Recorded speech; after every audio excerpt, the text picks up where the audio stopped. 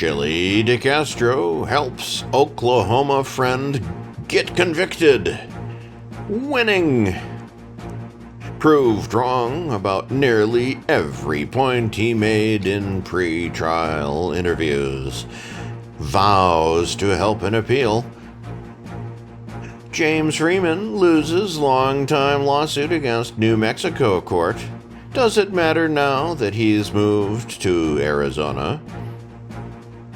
Sean Paul Long Island Audit Reyes is ready to unleash his pre-manufactured rage again. With his summer rages fizzling and his winter rage starting up, how will he react in court to a motion to dismiss his fall rage?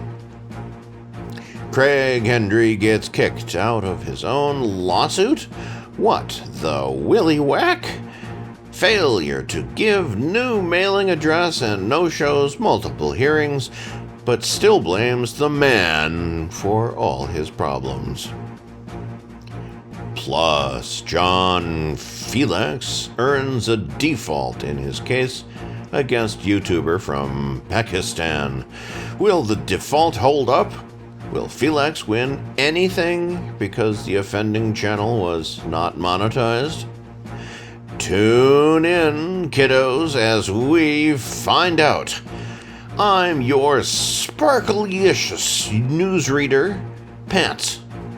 You're a rainbow-emitting disco ball that shines in the snowy late fall moonlight.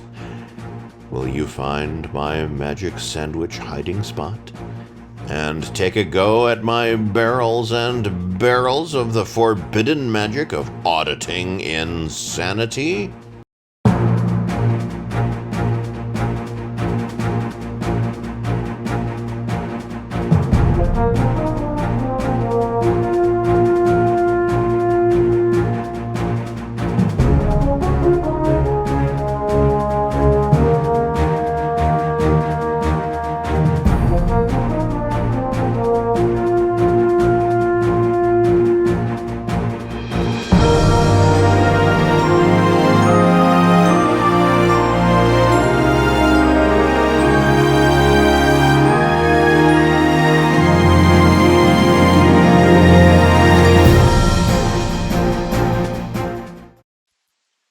Jose "Chilly" DeCastro's surprise visit to Morgan, Utah, saw unhappy developments on Friday as real estate photographer Joshua Grover was convicted of resisting arrest and interference after an all-day trial. Grover was taking photographs outside the first unit of a townhouse when the police were called by a woman in another unit. The woman said she thought Grover was a peeping Tom and that she and her family were in danger. Police arrived on scene. Grover initially refused to provide identification, and when he was taken into custody, he withdrew one of his arms as he was being handcuffed. This resulted in the resistance charge. While a call to the owner of Unit 1 and to the real estate company proved that he was in fact there on a job, he also reportedly offered to show the photos he was taking to police, but was rebuffed, as the police indicated that he could have deleted incriminating photos. DeCastro, in a live stream held during the lunch break at the trial on Friday, explained that Grover was represented by Mary Cooperon, who is highly rated on the Super Lawyer website and may be the top female defense attorney in the state. He lashed out at the woman who reported Grover as a peeping Tom, calling her a Karen, and asserting that police did not have reasonable articulable suspicion to arrest Grover following the clarification by his employers. Bemoaning the fact that he met with the judge and the judge was not persuaded to allow him to film the hearing, he was happy that the judge allowed him to use both his phone and computer while he reported on the trial. DeCastro, however, was angry at the judge, as the judge chastised him as the court broke for lunch because the diminutive YouTuber was nodding his head in agreement with the defense as he typed. The judge simply asked him to stop nodding his head, as the act could influence the jury. Defendant Grover stopped to talk with DeCastro as he was re-entering the building. He said that the judge was not very good at his job, and corrected DeCastro's assertion that having a retired police officer as part of the four-person jury would negatively impact the case. Grover said that because the judge would not let his attorney explain reasonable, articulable suspicion or probable cause, the officer may be able to bring that information in during jury deliberations. In a video presented on YouTuber Utah Cop Watch's channel and partially filmed during the dinner break, Grover again disparaged the judge as corrupt, but was confident that the jury had seen enough of the evidence to find him not guilty. That prediction did not come true. The four-person jury found Grover guilty of both charges. It is unclear whether or not a sentence was issued, as Grover immediately vowed to appeal the case. Both Utah Cop Watch and DeCastro interviewed a female juror who stopped to talk with the men. She said that she really didn't think Grover did anything wrong, but his actions lined up with the jury instructions, and she found that she had no choice but to find him guilty. When pressed, she called the woman who reported him for voyeurism a Karen, and criticized the woman as she was home with her husband, and the juror felt that the woman was in no danger and a call to the police was unreasonable. The juror said that if it was up to her, she would assign no punishment to Grover for his actions. Grover himself did not provide comment to either YouTuber. DeCastro picked up coverage on Saturday as he was awaiting a flight back to Los Angeles while at the airport in Salt Lake City, Utah. He essentially gave a long-winded explanation for the unfair convictions, parroting in part what the female juror had said. Essentially, Grover picked up his resisting charge because he was holding his $7,000 camera in one hand when officers went to handcuff him. Grover put one hand behind his back to accept a handcuff, then pulled his arm forward to take the camera out of his other hand before putting the other hand back behind his back.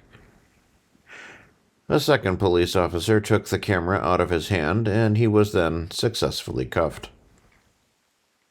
DeCastro said that Grover also failed to identify himself to police when initially questioned. This was a problem, as police had reasonable, articulable suspicion that Grover had committed a crime based on the phone call from the neighbor. The YouTuber pointed out that he believed that police lost reasonable, articulable suspicion when it was confirmed by the owner of Unit 1 and the realtor that Grover was not a peeping Tom and was simply doing his job. He also complained that the trial was a complete kangaroo court, as there was no hearing held to confirm that police had probable cause. There was no evidentiary hearing. Grover did not testify in his own defense, and that the defense had one objection sustained to the government's 6 sustained objections. DeCastro all but promised a win on appeal for Grover. As the live stream was ending, DeCastro announced that he would soon be showcasing a project that he had been working on all year, that multiple YouTubers had joined him in backing. This project was so significant that it took him away from working on his long-promised Constitution Headquarters board game, and that his fans would be extremely excited to see it in action. DeCastro's return to the spotlight did nothing to spur his multiple crowdsourcing campaigns, as Liberty Troll took Friday's title with a $31 donation to his Support the Fight for Our Constitutional Rights campaign. No campaigns that we follow received donations on Sunday. ReallyCoolNews is sponsored in part by donations by our subscribers. If you'd like to donate to our ongoing expenses GoFundMe, you can do so by clicking the link in the description of our YouTube videos or by following the links on our website.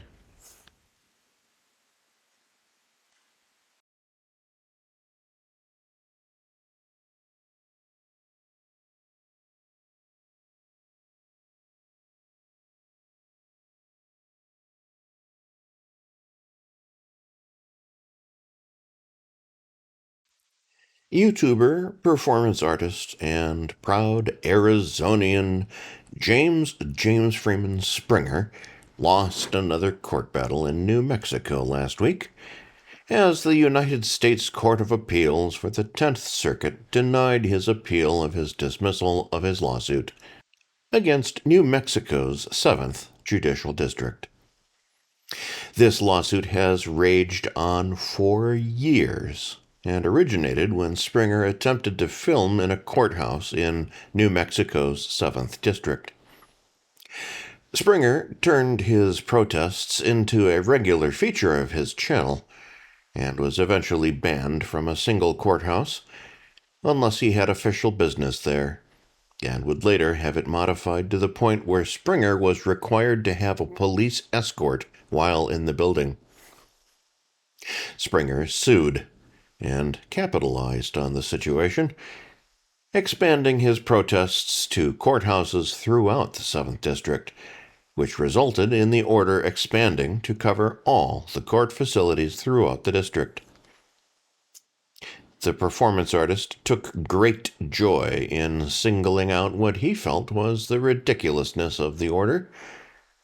In at least one facility, due to locked doors, he would regularly have to march through a prohibited court-owned area to get to a sheriff's office, to get a police escort to take him back through the prohibited area.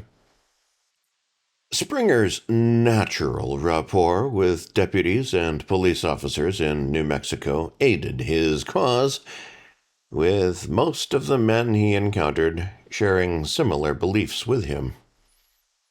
The indication from most police was that the order was stupid, and that they would often let Springer do what he wanted to with minimal resistance. The lawsuit quietly raged on from June of 2023 until late May of 2024, when the court dismissed Springer's second amended complaint. It left him with the ability to file a third amended complaint, which he declined to do. Instead, Springer attempted to appeal the case to the 10th Circuit, but that court dismissed his claim since it did not have appellate jurisdiction. Springer went back to the original court and demanded an order dismissing his second amended complaint, which was granted in October of 2024. The case, now closed, he had standing to appeal the case to the Court of Appeals for the 10th Circuit. The case started in November of 2024 and meandered through the system until September of this year, when the case was argued in open court. The final ruling was issued on November 7th, 2025. In the final ruling, written by Circuit Judge Harris L. Hartz, all of Springer's accusations against New Mexico's 7th District Court and the employees of the courts were presumed true. Even with that presumption, the court found that Springer did not have a case, since he was suing employees in their official capacity. Hartz wrote, quote, In the 3 counts against the individual defendants, Springer sought declaratory and injunctive relief only for actions taken individually under the color of law. The district court read the second amended complaint as suing the individuals only in their personal capacities, and Springer has not contested that reading. Yet, under Section 1983, a plaintiff cannot sue an official in their individual capacity for injunctive or declaratory relief. Because we hold that the claims were improperly asserted against the individual defendants in their individual capacities, we need not address the other grounds relied on by the district court in dismissing counts 1, 2, and 3. Springer's claim against the 7th Judicial District was dismissed as the court felt that Springer could not overcome the 11th Amendment, which provides state sovereign immunity, which ordinarily bars federal court jurisdiction over private suits against a state by citizens of the state. In the end, Judge Hartz affirmed the district court's order that dismissed the case. It is unclear if Springer will appeal the decision.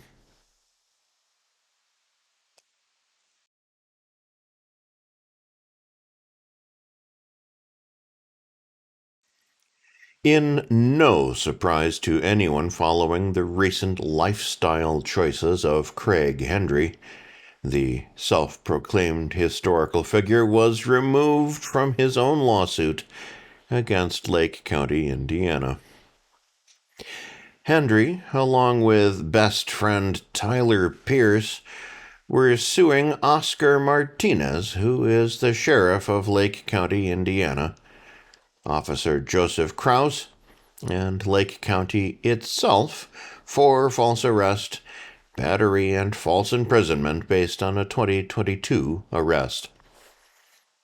The YouTuber was charged with felony intimidation, misdemeanor criminal trespass, and misdemeanor probation in the incident. The case was ultimately dismissed for undisclosed reasons before it went to trial. Hendry and Krause contended in the suit that the officers knew that the defendants were not breaking the law at the time of the arrest, but proceeded to arrest the men anyway. This was also part of a malicious prosecution scheme. Martinez is further charged with negligently hiring, retaining, supervising, and training Krause.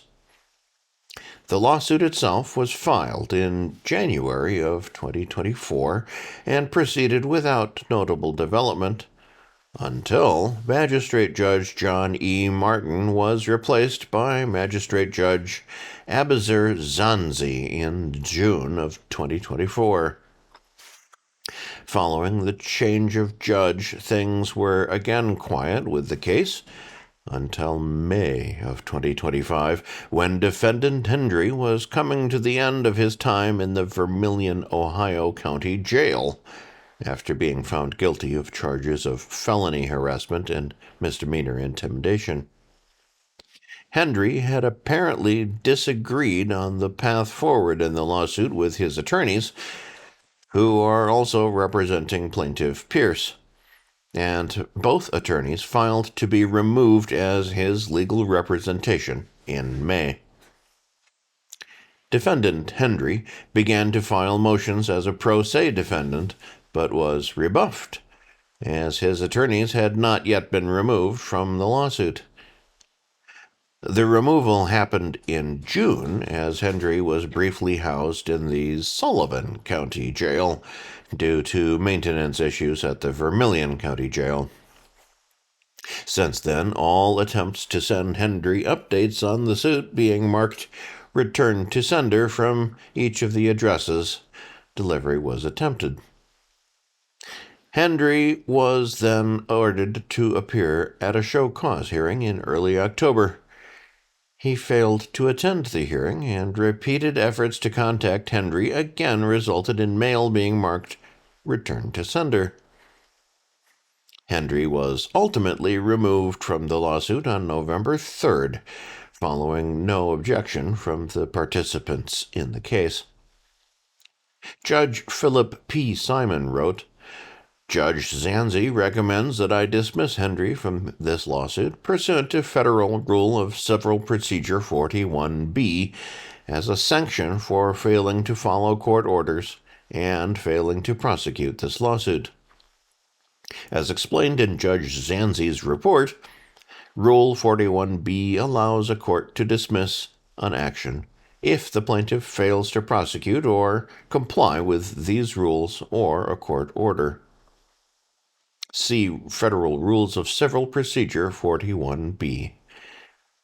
In this case, plaintiff has been given multiple opportunities to prosecute his case after he requested that his attorney be withdrawn.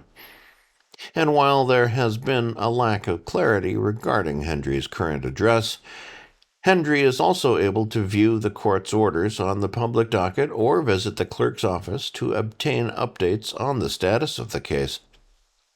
As Judge Zanzi explains, it is impossible to know if less severe sanctions would be effective because Hendry has failed to communicate the reason for his failure to appear. The lawsuit itself will now proceed to discovery, with plaintiff Pierce opting to continue the case.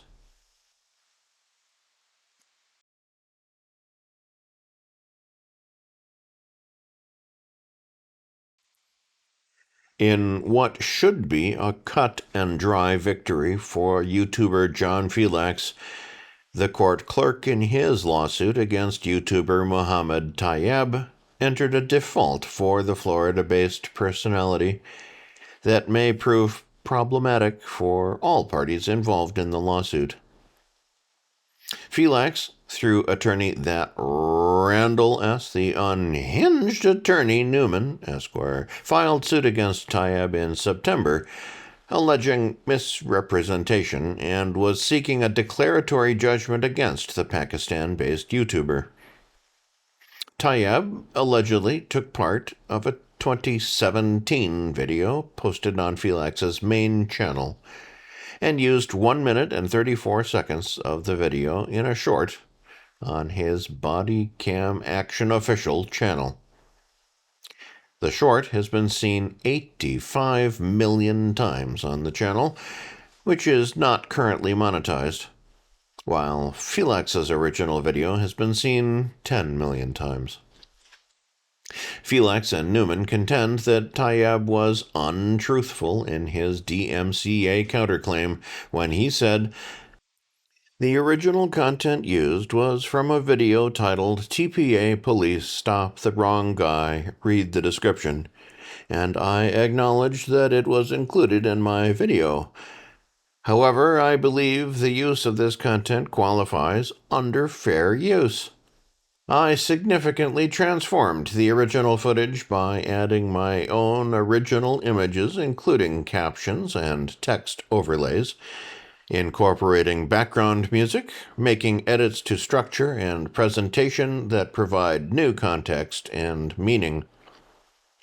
My video is not a re-upload, but rather a repurposed and original work that aims to inform and engage viewers in a different way than the source material." The outstanding problem for Filax may come from the way that he served Tayeb.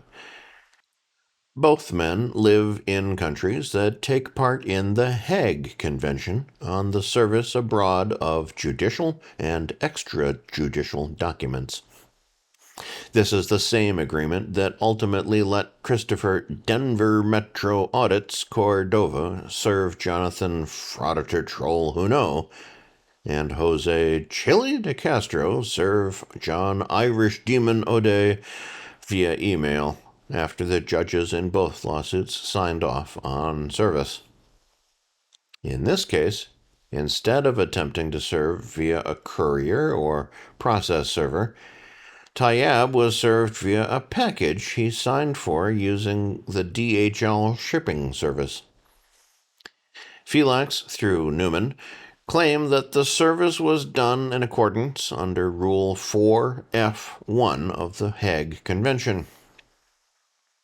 The problem they're facing now is that in other cases, Newman waited for permission from the judge in the lawsuit to issue an order allowing alternative service.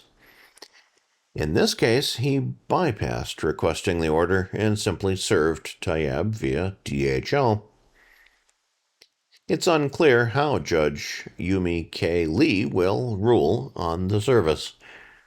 While a clerk can issue a default, that default means next to nothing unless proceedings are held to prove damages and to have the judge in the lawsuit sign off on a default judgment. Because Filax did not register the copyright on the video, getting damages for infringement, it's also unclear what money Filax would be able to receive from the lawsuit as the offending video is demonetized. Attorney Newman, at the time of filing, contended the case was more about having the offending video removed from YouTube and using the judgment against others who infringe on his client's videos. This is a breaking news story.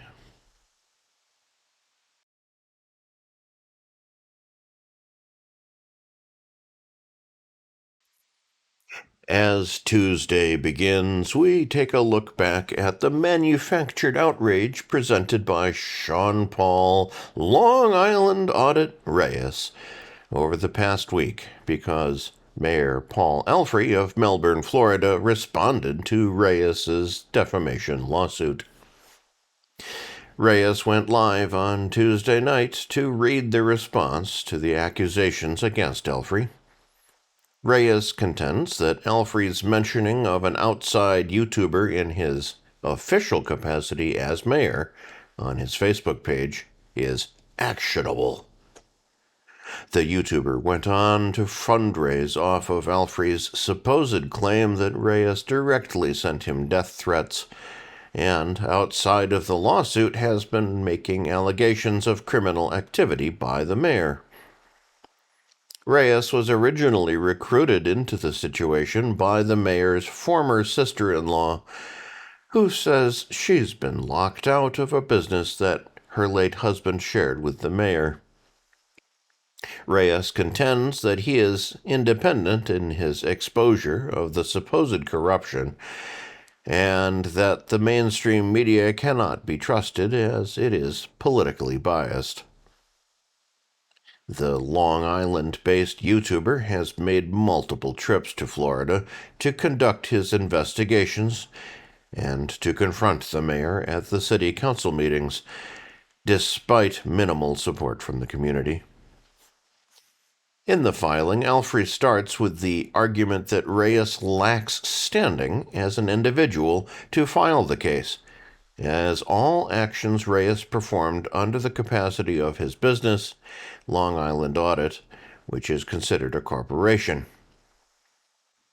Under Florida law, Reyes, acting on behalf of the corporation, cannot represent himself and must have an attorney to file suit on behalf of the corporation. Furthermore, since Reyes's corporation is not registered in the state of Florida, it lacks standing to file suit. He also challenged Reyes's claims that Reyes was significantly damaged by his mention of a YouTuber whose followers sent threats to himself and the city government. According to Alfrey, Reyes did not demonstrate a financial loss, nor did he show a loss of subscribers. In fact, as of recent videos, Reyes was still promoting recent gains in subscribers as he approached the 1 million subscriber mark on his main Long Island Audit YouTube channel. While Reyes's revenue from his videos has skyrocketed in recent months, his GoFundMe status has been mixed. Reyes joined the entire market in a field of goose eggs for Saturday, Sunday, and Monday, as no donations were made to any of the crowdsourcing campaigns we follow. Finally, Alfrey contended in his filing that to win a defamation case, Reyes must show that Alfrey published the remarks, that the remarks were false, that he knowingly acted falsely or recklessly against a private person. Reyes suffered actual damages based on those actions, and that the statement itself must be defamatory.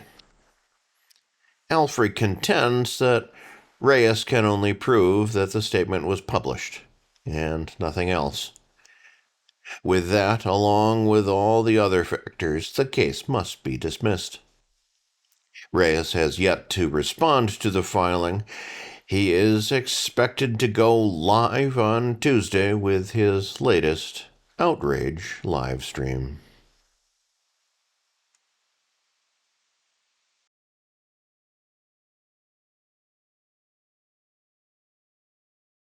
We need your help.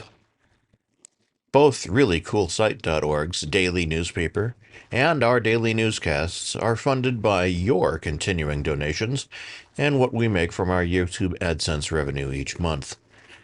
If you'd like to contribute to help us keep the lights on, eating, feeding the cats, defending ourselves from lawsuit threats, and writing news stories to feature on both the newspaper and newscast each day, you can do so via a donation to our PayPal, Cash App, or GoFundMe accounts. If you can't afford to contribute, please watch our videos from beginning to end, like, share, subscribe, and comment. You can help by doing next to nothing, and we thank you in advance for pitching in.